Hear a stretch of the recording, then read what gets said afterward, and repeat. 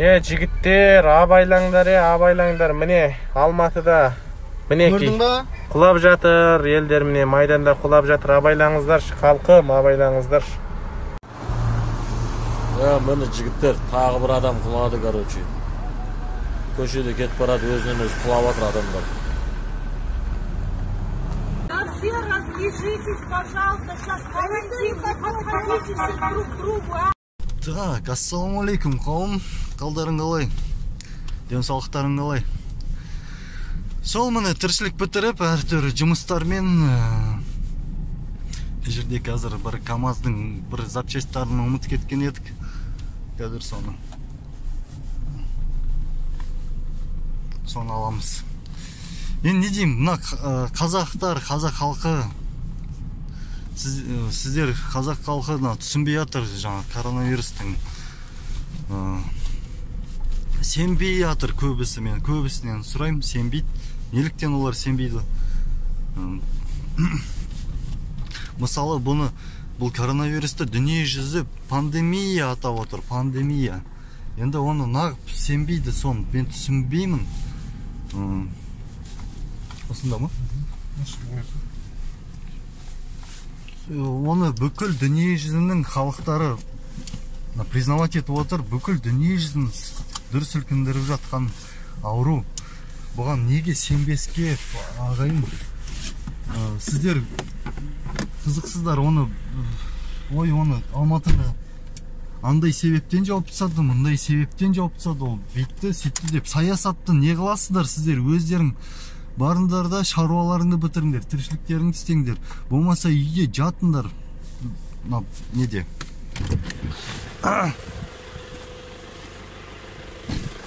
Сол, қайда Азамат? Звондайсың? Қазір звонда. Бүкіл дүние жүзі дүр сілкіндіріп тұр енді. Енді сендер неліктен сендер сенбейсіздер? Егер сіздерде гриппен сіздер ауырып жатсаңыздар, гриппен ауырып жатсаңыздар, онда 103-ке хабарласыңыздар. Өйткені коронавирус дегеніміз ол ORV, ORZ екеу. Енді қараңыздар, ол тура ORV дегеніміз ол жаңағы тура грипп секілді. Одан грипптен дым айырмашылығы жоқ. Егер гриппен ауырып жатсаңыздар, хабарласыңыздар. Өтініш, бұны ешкім ой, мен гриппен ауырып жатырмын, жөтеліп жүрсе, түшкіріп жатса, ой, мен іштен кетпейді деп жаңағы. Ағайын, сіңен бір нәрсе, бүкіл дүниежүзілік организация, медицинская здравоохранительная организация мировая. Сол жерде айтады, мына адамдардың қателіктер дейді, мына түшкірген кезде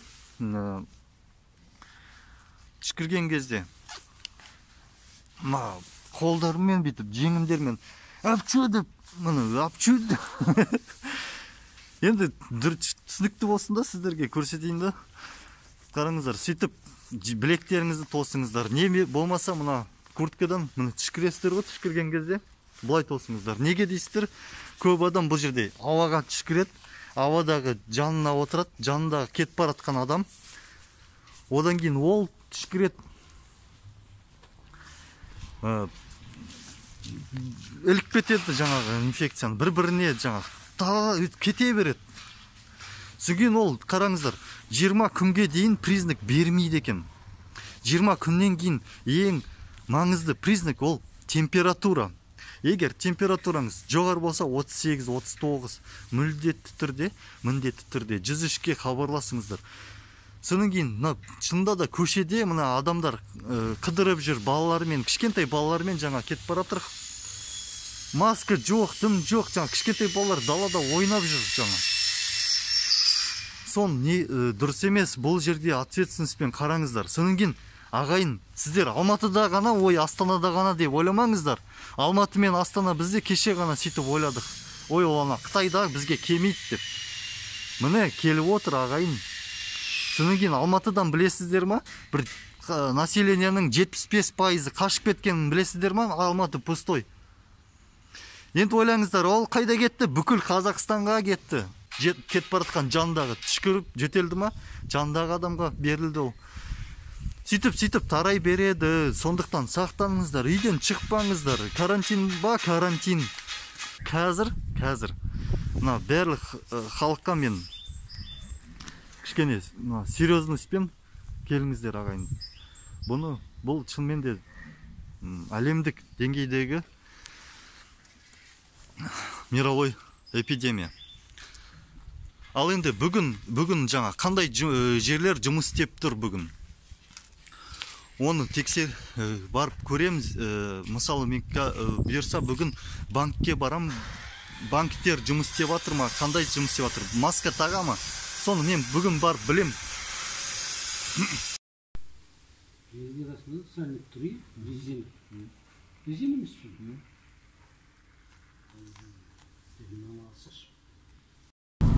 Бүгін 20-сы қала кішкене түрілген, мұны кішкене және бар. Содан кейін ағайын, мына көп деген компаниялар жаңағы қызметкерлердің онлайн жұмыс істегенге мүмкіншіліктері болса, жаңағы офиста істейтін, соларды көбісі істетпей отыр онлайн. Оны білмеймін, өкімет тараптан неге соны онлайн болып жасаттырмайды. Түсінемін енді. Онлайн жұмыс істесе кішкене жұмыс істеу коэффициенті, пайдалы іс коэффициенті азаяды, бірақ сондай қатты азаймайды. Сол мұны қаланы көрсеңіздер болады. Мынау Райымбек көшесімен кетіп баратыр. Көшеде кішкене движение бар, жоқ емес. Жігіттер, абайлаңдар. Міне Алматыда мінекей құлап жатыр, елдер міне майданда құлап жатыр. Абайлаңыздаршы, халқым, абайлаңыздар. Міне жігіттер, тағы бір адам құлады, короче. Көшеде кетіп барады, өзінен өзі құлап жатыр адамдар. Женщина упала. Да все разбежитесь, пожалуйста, сейчас карантин, подходите все друг к другу, а?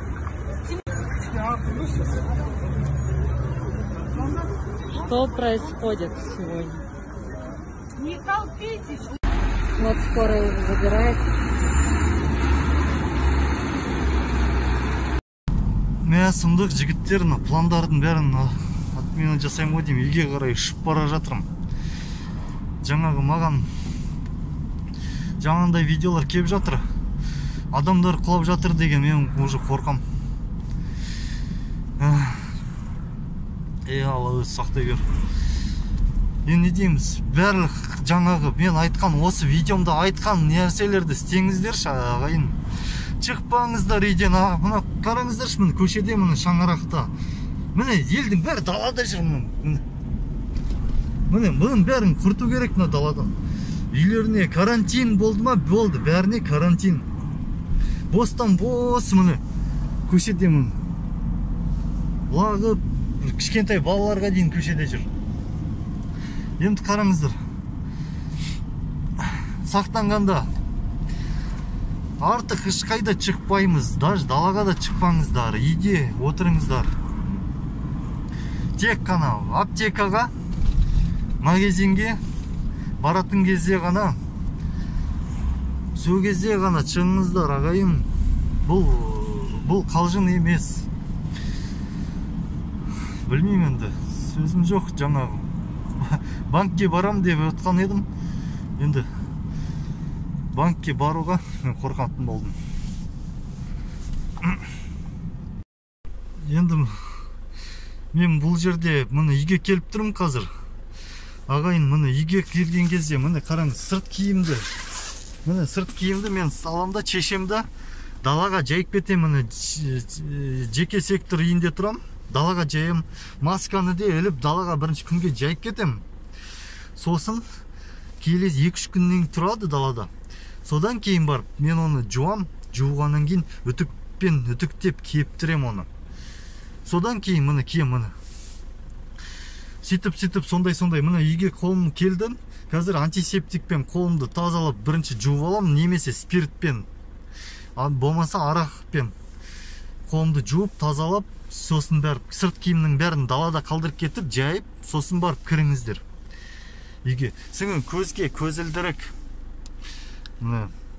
Жаңағы инфекция біреу түшкіреді дедім ғой, түшкірген кезде мұрныңызға келмесе де, көзіңізге тиіп кетсе болды, заражение болады екен. Сақтаңыздар. Ал енді жаңағы құлап жатыр, өліп жатыр дегенді мен точно нақтысын не үшін құлап жатқанын білмейміз. Кім біледі, оның бүкіл давлениесі бар шығар. Бас айланып кетіп құлап қалды ма, может әлсірек кетті ол адам, әлсірегеннен құлады. Бірақ айтайын дегенім, мына жөтеліп түшкіріп сондай адамдар болсаңыздар, адамдар 103-ке хабарласыңыздар. Сол бүгін әлі де шығатын шығармын тағы эфирге.